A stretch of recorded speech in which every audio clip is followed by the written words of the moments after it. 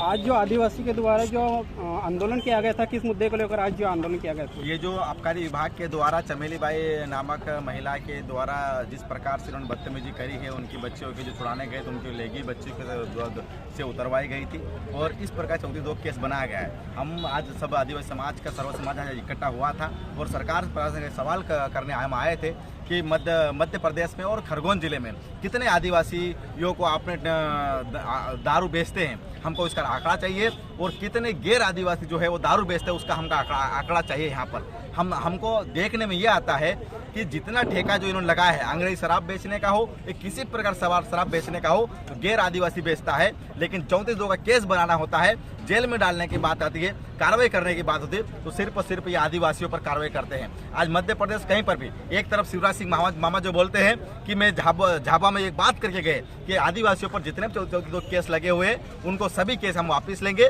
और इसके अलावा कोई 96 लीटर तक की शराब जो आदिवासी घर में रख सकता है उसके ऊपर कोई केस बनेगी। लेकिन दूसरी तरफ उनका ही प्रशासन, उनका ही पुलिस प्रशासन, उनके ही कलेक्टर, उनके एसपी आदिवासियों पर आए दिन 34 केस बना के आज थानों में घुस रहे हैं। देखने में ये आता है, आंकड़ा ये बताता है कि जेलों में सबसे ज्यादा सड़ने वाला, सबसे ज्यादा जेलों में हम आज हमारा आदिवासी भाई है जिसको कहीं ना कहीं वकील की कमी है और वकील और उसे कानून कायदा और झूठे केस में फंसा हुआ है। आज हम उनके लिए आए हैं कि आदिवासी इतना भी कमजोर नहीं है कि तुम उनको किसी भी केस में फंसा दो। हमारा ये दारू की जिस बात करते हैं, हम दारू का समर्थन नहीं करते हैं, लेकिन दारू हमारे संस्कृति का हिस्सा है और उसको हम लेके चलते हैं। ये हमारे दारू को एक दवा के रूप में हम मानते हैं, हम इसको उद्योग धंधा नहीं बनाते हैं। आप जो कार्रवाई करते हैं लेकिन गलत कार्रवाई करते हैं, आपके गली ठेले पर आपकी अंग्रेजी दारू विदेश से आती है, आपके बड़े बड़े उद्योगपति इस दारू को आप बेचते हैं। इसको सबसे पहले रोकने का सवाल है। इससे पहले आपको आदिवासियों पर कार्रवाई करने का कोई अधिकार नहीं बनता है। इसलिए आज हम यहाँ पर आए थे खरगोन में और बताना चाहते थे कि आदिवासी एकजुट है और इस तरह की दयनीय स्थिति और आदिवासी पर कार्रवाई बिल्कुल बर्दाश्त नहीं करेंगे। जो आंदोलन क्यों करना पड़ता है आपको? लगातार आंदोलन करता है जेएस, देखा जा रहा अभी आंदोलन इसलिए करना पड़ता है कि ये बहुत अंडर एस्टिमेट कर रहा है आदिवासी। आज कई सीटों पर 47 से 48 सीटों पर आदिवासी, 50 सीटों पर आदिवासी एक वोट का एक मायने रखता है, लेकिन कहीं न कहीं ये सरकार कांग्रेस हो या भाजपा हो कहीं न कहीं उसको वोट बैंक का समझता है। हम बताना चाहते हैं हम सिर्फ वोट बैंक का नहीं है, हमारे जल जंगल जमीन, हमारे अस्तित्व पर अगर खतरा आएगा हम एक है, हमको आप कतई अलग अलग समझने की कोशिश नहीं करें। इसलिए हमको कभी कभी ये आंदोलन करना पड़ता। आज आपने देखा होगा यहाँ पर नेशनल जेएस हो, जेएस कोर कमेटी हो या तमाम संगठन के लोग एक मंच पर आए हैं तो हम एकजुट है। इसलिए आप हमको बांटने की कोशिश बिल्कुल नहीं करें। हम एक है और जब भी हमारे आदिवासी किसी परिवार पर अगर किसी दुर्गति होगी तो हम एकजुट होकर खड़े होंगे और तुम्हारी सरकार को भी हम चुनौती देंगे। ये तुम्हारा जो कुशासन शासन चल रहा है आदिवासी पर अन्याय का, चाहे वो गजेंद्र पटेल का सांसद हो, उसकी निगरानी में जो चल रहा हो, सुमेर सोलंकी राज्य सांसद हो, उसकी निगरानी में ये काम हो रहा है। लेकिन हम उनको बताना चाहते हैं 4 दिन की तुम्हारी चांदनी है, इसके बाद वापस सवेरा होगा और तब हम आपको बताएंगे। अभी आदिवासी सरकार है, द्रौपदी मुर्मू राष्ट्रपति है, आदिवासी है,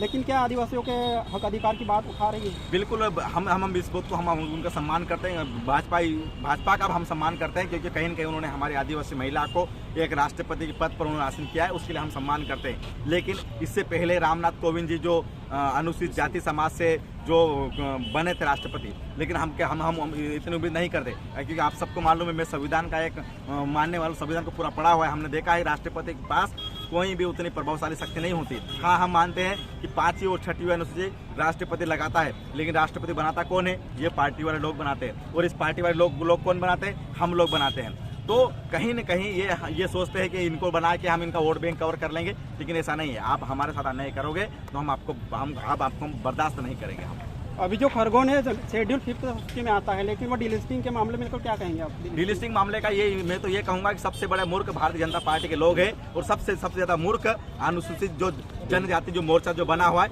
उसके लोग सबसे ज्यादा मूर्ख है। क्योंकि डीलिस्टिंग वाला मामला है। ये लोग इन लोगों को मैं एक ही शब्द में अगर कहना चाहूंगा कि ये कुएं के मेंढक है। मैं उनको बताना चाहता हूँ, वो मैं डिबेट करना चाहता हूँ आपके चैनल के माध्यम बताना चाहता हूँ। मैं सुमेर सोलंकी से भी डिबेट कर सकता हूँ, गजेंद्र पटेल से भी डिबेट करता हूँ, शिवराज सिंह चौहान से भी डिबेट करता हूँ। वो जाके पढ़े इतिहास, आदिवासी मध्य प्रदेश, उत्तर प्रदेश, बिहार, यहाँ का आदिवासी जो है वो कहीं न कहीं बहुसंख्यक के प्रभावित हुआ है तो हिंदू संस्कृति का अपनाता है। नॉर्थ ईस्ट में आप जाओगे तो ईसाई संस्कृति अपनाता है। आप अगर जम्मू कश्मीर के साइड जाओगे तो आपको मुस्लिम संस्कृति अपनाता है। आदिवासी एक सबसे बड़ी सभ्यता, जब देश का संविधान जब देश आज़ाद हुआ 1945 में और 1950 में जब हमारा देश का संविधान लागू हुआ तो आदिवासी को किसी भी धर्म में इसीलिए शामिल नहीं किया गया क्योंकि अपना आदिवासी समाज का खुद का अपना धर्म था। आदिवासी किस धर्म नहीं शामिल हुआ, इसलिए नए नवेले धर्म के लोग आते हैं और आदिवासियों को लुभाने के काम करते हैं। लेकिन आदिवासी तो खुद का ही धर्म है। इनका धर्म जब पैदा नहीं हुआ था, इनका बाप दादा पैदा नहीं हुआ, उससे पहले जब संवैधानिक रूप से लोग रहते थे, संवैधानिक रूप से फैसला करते हैं। और जो डीलिस्टिंग मामला है तो मैं तो कहता हूँ डीलिस्टिंग लागू करो, आप डीलिस्टिंग लागू कर दो और सबसे पहले गजेंद्र पटेल को और सुमेर सोलंकी के हिंदू आदिवासी संस्कृति बाहर करो, उनको बाहर करो। और सबसे पहले इनको टिकट दिया क्यों गया है? अगर ये अपने ऊपर सबसे बड़ा हिंदू का भगवान मानते हैं, सबसे बड़े हिंदू का देवता मानते हैं, तो जिनको टिकट दिया क्यों गया है? अनुसूचित जनजाति पर इनको चुनाव लड़ने का कोई अधिकार नहीं बनता है क्योंकि ये आदिवासी नहीं है। किसी भी धर्म को मानने वाला आदिवासी नहीं होता है,